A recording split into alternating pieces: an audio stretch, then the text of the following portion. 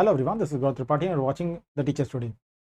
GS के section में आपके सिलेबस में एक बहुत इंपॉर्टेंट लाइन लिखी हुई है। इस लाइन में लिखा हुआ है डीआई और मेंटल एबिलिटी।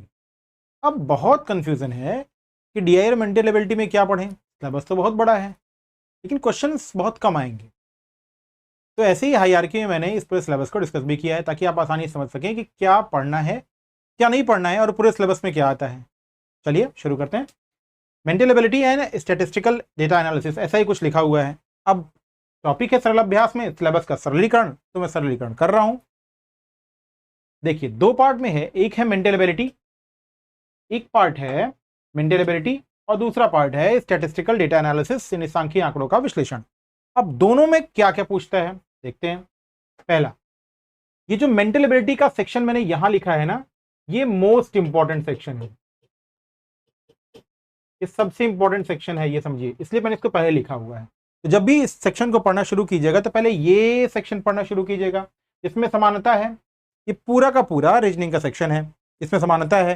जैसे अंगूर का दे दिया जूस से, तो फिर दूसरे का समानता, ऐसा वाला क्वेश्चन पूछता है ना, तो ये वो आपको यहाँ पे करना है। ठीक है, जैसे दे दिया बकरी तो उसका समानता हुआ चारा, फिर दे दिया बाज, सामने कुछ और लिख देगा, किससे समानता है, ऐसा करने वाला।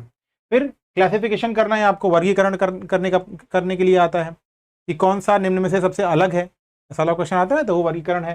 फिर सीरीज सबसे इंपॉर्टेंट, इन सब में सबसे इंपॉर्टेंट सीरीज है, एक क्वेश्चन आने की संभावना सबसे ज्यादा रहेंगी, 3-4 क्वेश्चन पूछेगा, आपको यहां पे मिस नहीं करना है। फिर कोडिंग डिकोडिंग, ये भी यूपी पीएससी का सबसे पेट सेक्शन है, क्वेश्चन पूछता है। तो सीरीज और coding decoding, blood relation, Venn diagram, puzzle, इसके अलावा डायरेक्शन, दिशा, कहता है ना कि महेश 3 किलोमीटर उत्तर की तरफ चला, फिर उसके बाद वो अपने बाएं मुड़ा, 5 किलोमीटर चलने के बाद फिर दक्षिण मुड़ा। ये वाला क्वेश्चन जो है ना, ये बहुत इंपॉर्टेंट है, तो मैं कुछ टिक कर दे रहा हूं, सीरीज जरूर पढ़ के जाइएगा, बहुत important. Coding decoding, blood relation, Venn diagram, puzzles में मैट्रिक्स बहुत इंपॉर्टेंट आता है, क्वेश्चन अक्सर पूछता है, और डायरेक्शन, ये वाला सेक्शन पढ़ लीजिएगा। 4 पूछेगा तो 2 इसी में से आएंगे। और आप अब इससे ज्यादा भी आपको लगे नहीं मैं सब करना चाहता हूं, मैथ सच्ची है, सामने आइए। मैथमेटिकल एप्टीट्यूड में रेशियो और प्रोपोर्शन, अब इसके बाद कुछ पढ़ना होगा ना, तो आप रेशियो और प्रोपोर्शन पढ़ के जाइएगा, आसान वाला सेक्शन है। परसेंटेज एवरेज पढ़ लीजिएगा, और पढ़ लीजिएगा इसमें से profit loss, time and work, time and distance, तो परसेंटेज पढ़ लीजिएगा, आसान क्वेश्चन है, गलत ना हो।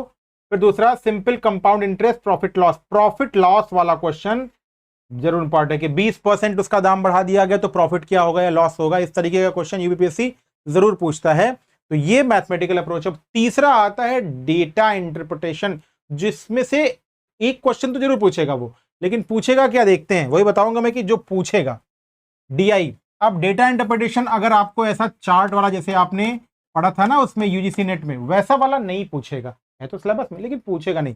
पूछेगा क्या, मीन मीडियन मॉड में से एक क्वेश्चन आने की संभावना सबसे ज्यादा रहता है, और जो सेंट्रल डेविएशन स्टैंडर्ड डेविएशन वाला है, केंद्रीय प्रवृत्ति की मापें, ये तो ये इन पूरे में मुझसे कहा जाए तो ये 2 वाला बहुत इंपॉर्टेंट है, इनमें से एक तो पूछेगा ही पूछेगा आप। ठीक, उसके बाद फिर प्रोबेबिलिटी से क्वेश्चन नहीं आएगा, भले ही वो सिलेबस में है। परसेंटेज रेशियो तो जरूर पढ़ के जाइए, क्योंकि डीआई करना है या फिर आपको मैथमेटिकल एप्टीट्यूड करना है तो परसेंटेज और एवरेज आना ही आना चाहिए। तो ये जो सिलेबस है वो आपके उस मेंटल एबिलिटी का सेक्शन है, जिसमें बहुत कंफ्यूज है, कोचिंग इंस्टीट्यूट भी कंफ्यूज है क्या पूछेगा, लेकिन जिसने यूपीपीएससी के पेपर्स को फॉलो किया होगा बहुत अच्छे से, बहुत कीनली ऑब्जर्व किया होगा, वो ये जान जाएगा कि मुझे क्या पढ़ना है और मुझे क्या पढ़ाना है। तो ये आपका टॉपिक है, कॉपी पे नोट कर लीजिए। जितने पे मैंने ग्रीन टिक लगाया है, ग्रीन वाले जो टिक लगाए हैं वो जरूर पढ़ के जाइएगा, उसी में से क्वेश्चन आने की संभावना सबसे ज्यादा होंगी। सरल अभ्यास के सिलेबस सरलीकरण का सारा वीडियो देख डालिए, सबका कॉपी पे नोट कर लीजिए, एग्जाम में आप दूसरे एस्पिरेंट से बेहतर परफॉर्म करते नजर आएंगे। आज की वीडियो में इतना ही, गुड बाय।